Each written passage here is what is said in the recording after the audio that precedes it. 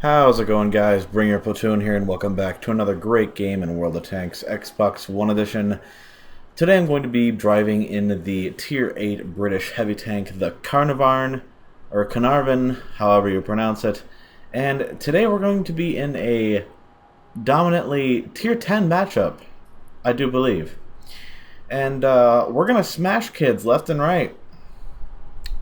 Let's see what it is. Okay, we've got like half of them are 8s. Half of my team are 8s. We got some 9s and some tier 10s. So, I lied, apparently. Thought it was going to be dominantly tier 10s, but that's fine.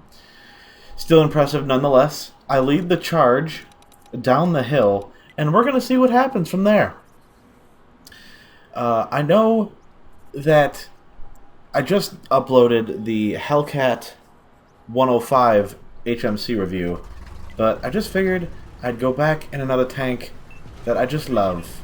The tier 6 matchmaking right now is just broken because so many other people are driving that fucking Hellcat 105, and it gets a little old when there's like 7 or 8 of them on each team. So that's a thing. I'm used to it by now, though, because that's just what happens when people get reward tanks at the end of summer games, spring games, or whatever the hell it is. But yeah, we're going to smash people, and since I am the lowest tier in the game, I'm going to load premium rounds, getting 252 average pen for every shot, dealing 280 damage on average. I feel like it's completely justified, as their tier 10 guns, or tier 9 guns, whatever they're using, can hit me in the upper plate with standard rounds and pen me no problem. That is, of course, if I'm not hull down and I'm playing like a donkey. In this case, I am not. You're stuck there, E4. Congratulations, this was your game. Well done. Good job there, E4. Yeah, you can't turn your turret all the way around. I wonder why that is. Because that tank sucks the dick. Not true. E4 is actually a pretty good tank. I just don't like how vulnerable the turret is. And everyone is just single-mindedly charging. I think I end up saving the base in this game as well. At one of the last moments. So that's pretty cool. And of course, tier 9 arty. You gotta target the tier 8s, right? You gotta get them out of the game. Because they are, woo, they are scary. And in this context, he is correct. I am the scariest one on this team. I out-damage all the tier 10s on my team, all the tier 9s, and it's hilarious.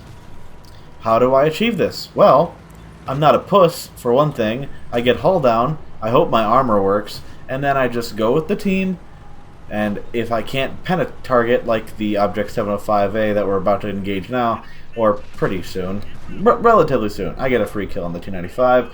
Oh, thanks guys. Thanks for whittling him down for me. But I couldn't pen the lower plate of the 705A unless I get a high roll with my premium rounds, and even then it's kind of iffy, because if he angles even slightly to the left or the right, then I probably couldn't pen his lower plate, and the only possible way that I could pen him is, well, through the tracks and into his side chassis. And that's exactly what ends up happening here. I'm just pushing, and like, oh look, here's this guy waiting for an easy shot into me. Lower plate, no angle whatsoever. T-32 starts fucking pushing me. That's really awesome of him. So, I'm just going to focus down this enemy. I track him, put him in place, and once again, he's got the E4 syndrome, where he thinks he's invincible, so he just, you know, he stays out in front, which is what you do when you have armor, except when you're up against 80% of the enemy team, like this guy is, there's not really a lot his single tank can do. Yeah, he's gone. Goodbye. And while I don't have a lot of track target hit damage here, check out this shot. Of course, goes in. Why not, right? RNG, thank you. I do believe I get the kill shot on this guy as well, right before the waffle finishes him off. Very nice. But yeah, I've just been taking my time with the whole whopping 34 kilometers an hour, or 32, whatever the fuck it is, top speed for this thing. Put a high roll into the FV 4005, otherwise known as the shit barn. I try to get a high explosive pen there, but I hit his roof and only managed to damage his observation device? His viewport? Yeah, whatever that fucking thing's called. And then I do believe I get a high roll here, once again, unless somebody else shot him. But I get 404 for my 280. Or what does it go for, up toward? I know it was a high roll regardless of what round I was using, but yeah. Pretty stoked on that. And, yep, while this isn't the best game I've ever had in the Caernarvon, it is certainly one of them. One of the best, I mean. And he's doing something with his armor. I'm not quite sure what he's thinking. I know I can take a hit from him, and he's dead. I now have 6,000 combined damage, a little bit over 6,100 damage combined. So that's pretty cool. Is it 6,100? Or can't I do math again? Let's find out. Come on, medals, pop up. Okay, yeah. 6,100 damage combined. Absolutely fucking bonkers in a tier 8 heavy tank. Let's go ahead and look at the team. Once again, close to the third mark of excellence. Very pleased about that. What did they do? Our destroyers did okay. I don't know what our premium M60 was doing. The Hellhound at the very bottom for some reason. And yeah, this is what happens when you're not a giant vagina. And you're not afraid to fire your gun and to push with your team, who are pretty much potatoes in this exact instance. Finally got the stage 6 of the chisel done, so that's pretty cool. Now I'm on to the stage 7. Just getting XP, spotting damage, and killing tanks. Or destroying tanks, whatever. But, yes.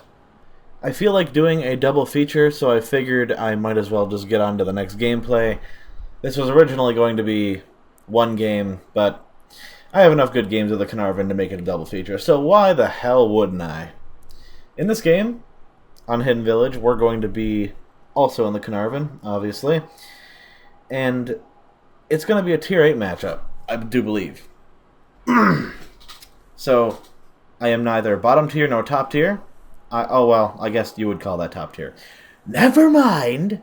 But yes, I'm going to be facing my own tiered vehicles, and we're going to see what happens. What do I do on this map?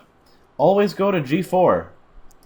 Or, like, 3-4 lines, I guess. I don't really have much luck going to the town, just because there's a lot of fucking buildings, and I don't know all of the spots where you can poke out and shoot along the 890 lines, so I just tend to stick to up the hill, and if they by chance do go across the town, then you can snipe at them from the hill that I don't normally go up at, like, E4 and actually, what is it? Yeah, E4 and E3.